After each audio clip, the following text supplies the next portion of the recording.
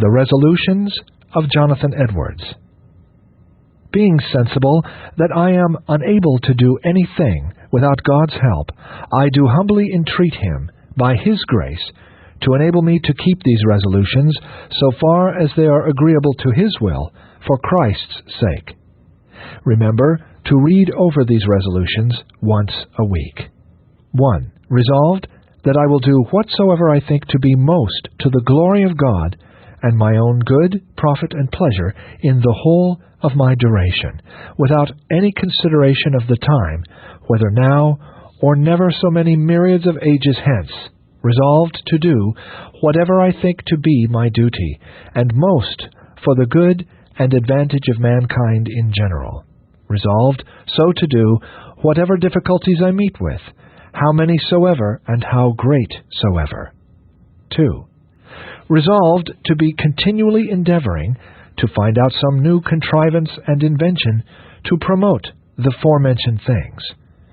3. Resolved, if ever I shall fall and grow dull, so as to neglect to keep any part of these resolutions, to repent of all I can remember when I come to myself again. 4. Resolved never to do any manner of thing, whether in soul or body, less or more, but what tends to the glory of God, nor be nor suffer it, if I can possibly avoid it. 5. Resolved never to lose one moment of time, but to improve it in the most profitable way I possibly can. 6. Resolved to live with all my might while I do live. 7. Resolved never to do anything which I should be afraid to do if it were the last hour of my life. 8. Resolved to act in all respects, both speaking and doing, as if nobody had been so vile as I, and as if I had committed the same sins, or had the same infirmities or failings as others, and that I will let the knowledge of their failings promote nothing but shame in myself, and prove only an occasion of my confessing my own sins and misery to God. 9. Resolved to think much on all occasions of my dying, and of the common circumstances which attend death. 10.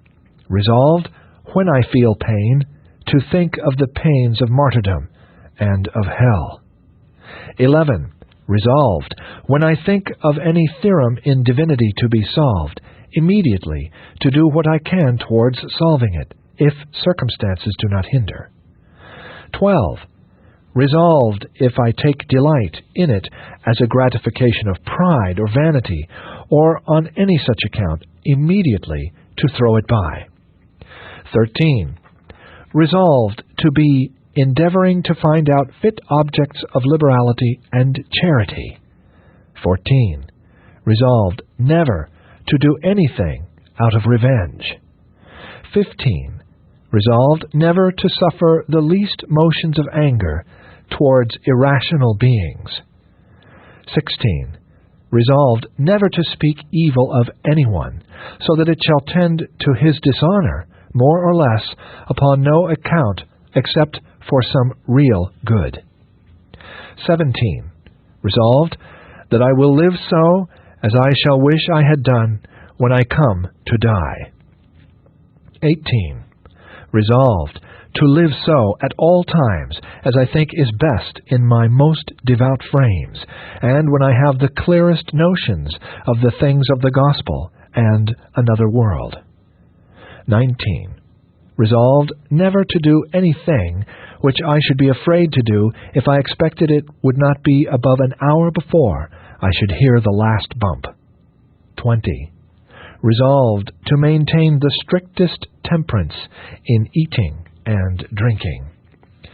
21. Resolved never to do anything which, if I should see in another, I should count a just occasion to despise him for, or to think any way the more meanly of him. 22. Resolved to endeavor to obtain for myself as much happiness in the other world as I possibly can, with all the power, might, vigor, and vehemence, yea, violence I am capable of, or can bring myself to exert in any way that can be thought of. 23. Resolved frequently to take some deliberate action which seems most unlikely to be done for the glory of God, and trace it back to the original intention, designs, and ends of it, and if I find it not to be for God's glory, to repute it as a breach of the fourth resolution. 24.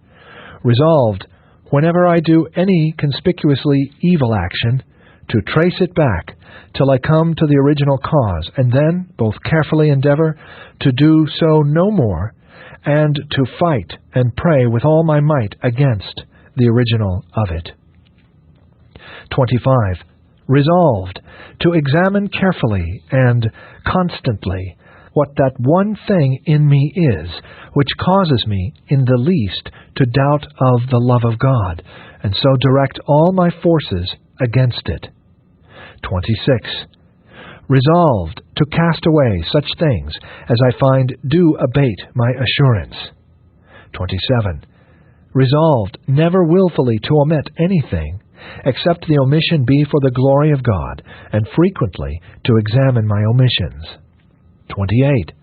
Resolved to study the Scriptures so steadily, constantly, and frequently, as that I may find and plainly perceive myself to grow in the knowledge of the same.